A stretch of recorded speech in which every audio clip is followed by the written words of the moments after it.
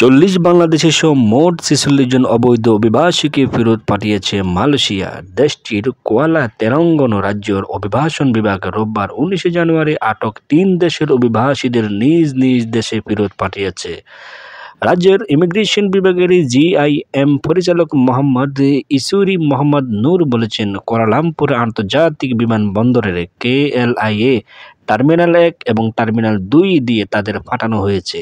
তিনি বলেন, যাদের পাঠানো হয়েছে তাদের বেশ কয়েকটি অভিযানে আটক করা হয়েছিল এবং অভিবাসন আইন 1959-63 সংশোধনী 2002 এবং অভিবাসন নিয়ন্ত্রণ 1963-র অধীনে অপরাধ আইনি প্রক্রিয়া শেষে ইমিগ্রেশন ব্যবস্থায় কালো তালিকাভুক্ত করে তাদের নিজ নিজ দেশে পাঠানো হয়েছে, যেন এই অভিবাসীরা মালয়েশিয়ায় প্রবেশ করতে না পারে।